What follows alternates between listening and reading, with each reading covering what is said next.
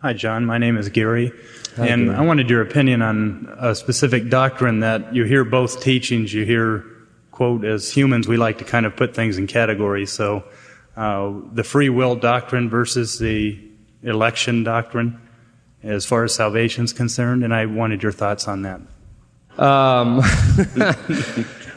Everybody in this room believes in predestination if they believe the Bible. Right? How many of you believe the Bible? Believe the Bible? That's good. God help the rest of you. You're either slow or heretics. I don't know which. All right, everybody believes the Bible, right? Then you believe in predestination. You say, no, I'm raised a Methodist. I don't care what you were raised. You believe in predestination if you believe the Bible, because in Ephesians 1 it says He predestinated us before the foundation of the world. It says in Revelation, He has written our names in the Lamb's Book of Life from before the foundation of the world. It uses the word predestination. Everyone believes in that who believes the Bible. God predetermined who would be saved before they were ever born. That's in the Bible. You believe it. So just accept that you believe it. Now, wasn't that easy? Absolutely painless. You believe that. The Bible also says, whosoever will may come. Him that cometh unto me, I will no wise cast out. You believe that? Okay. So you believe that too. So you believe in man's volition. Free will is not a biblical term because man's will isn't really free. It's bound by sin. But you believe that when you became a Christian, did you say to yourself, oh, I'm elect. I think I'll get saved. No. No, you made a decision, didn't you? You made a choice.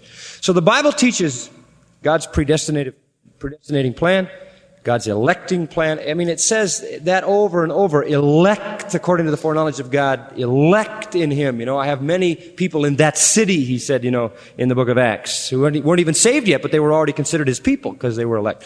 So you believe all of that. Then you believe in man's choice as well. So you believe both of those things. The problem is not whether you believe those. The problem is how you harmonize them, right? You know how you harmonize them? No, you don't. You don't know how to harmonize them. Because there is no way to harmonize them. And the way that I like to illustrate it is this. Is Jesus God or man? Speak. Both. You can't. Is He all man? 100% man. 100% God. How could He be 200%? It's a paradox. Who wrote Romans? Paul wrote Romans? God wrote Romans. They alternated verses? Who wrote Romans? Was it Paul's words from his vocabulary and his heart? Was every word inspired by the Spirit of God? How could every single word come out of the mind of God and yet Paul feel that every single word came out of his own heart? You know what's going to happen if you try to synthesize those things? Okay, you know what happened in the early church councils? They got so confused, they said, okay, He's half God, half man. And you know what you have when you have half God, half man? Nothing. What's half a man? There's no such thing as half. What's half a God? A nothing. So they came up with heresy. So on the one hand, they said He's all deity, and the idea that He was a physical being is just a phantom. And they came up with a phantom view. And the others said, no, He was all man and He's not deity at all. See, and because they tried to resolve it, they came up with heresy every time. They either said He's all God and not man, or all man and not God, or half and half, and that's a nothing. So you have to leave the paradox. Now, when you come to the writing of the Bible, some say, well, it can't be all Paul and all the Holy Spirit, so Paul just wrote what the Holy Spirit told him, and it's all really the Holy Spirit. Is that true? You've just eliminated the Pauline authorship. But on the other hand, if you say it's all Paul, like the liberals do, and none of the Holy Spirit, you've eliminated God. You just have to handle both and leave them in a paradox. Now, when it comes down to the whole area of sovereignty and will, you got to leave them where they are. And as soon as you try to resolve them, you get all of the Calvinists who run over to this end of the seesaw and start screaming, sovereignty, sovereignty! And down goes the scale, right?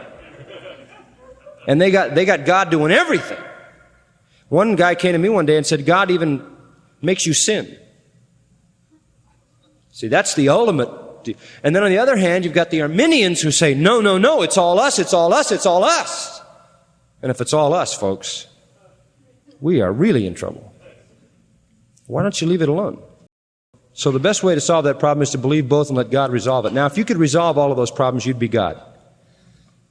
And then there would be other problems we'd have to deal with.